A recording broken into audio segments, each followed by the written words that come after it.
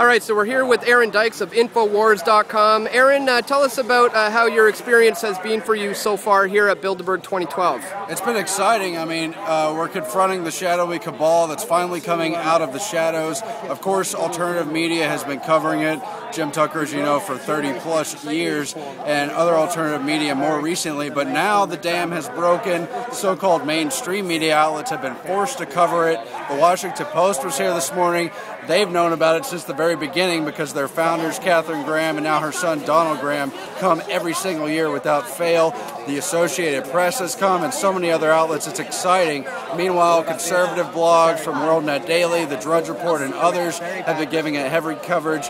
Things are changing in that respect. Meanwhile, all the protesters here, it's like a cultural awakening movement. People are taking the media into their own hands. They're taking back their lives through farms and foods, refusing vaccines and all the rest of it. It's so exciting to meet other great patriots, other awake minds, and coming here really just buoys my soul.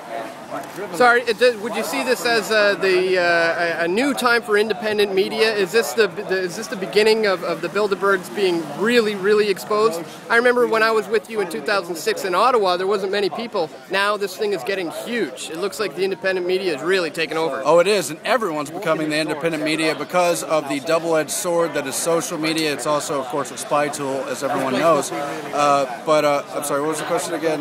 Just indie media, like, being on the rise. So I hope it's the beginning of a whole new epoch of greater and greater coverage. At the same time, we're in danger because of their designs on the internet. This could also be the high watermark. It really depends on who stands their ground and what the fight will be. Because, of course, we've just broke last week. People from the European Commission, the Dutch woman Neelie Kroes wants a mandatory internet ID for Europe. Cybercom was launched only 2 years ago. We saw the Stuxnet virus admittedly engineered from the U.S. and Israeli and other related allies to use against Iran and so forth.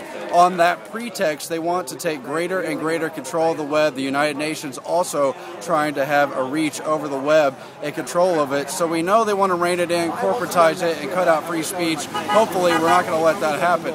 That's one reason we're here.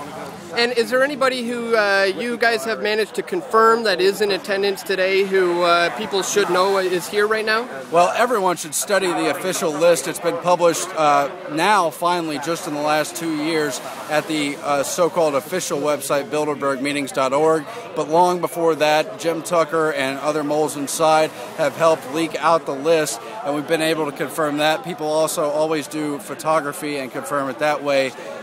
There's been at least 10, 15, 20, maybe 30 now attendees confirmed by sight as well as name. We're waiting to find out who are the very special attendees not on that list. I personally haven't heard that yet, but they've seen Kissinger, they've seen members of the Federal Reserve Board, Kevin Warsh, I think his name is, and many others. Of course, a lot of Europeans, which I always struggle with recognizing, but they're on the list. What you need to do is look up who are the companies they work for, who else have they worked for, what are their agendas, what are they in the news doing. That will tell you so much about the reach of Bilderberg, about why they invite these people, and about how they put the world together. In the case of Europe, you heard that, quote, Goldman Sachs rules the world, where you've got Peter Sutherland, head of Goldman Sachs International Board of Directors out of Ireland. He's telling them to accept the austerity and the other financial plans. You've got all the PIGS countries, Portugal, Greece, Spain, Ireland, and there's one more, but we all know it. They're putting in technocrats. Italy, of course.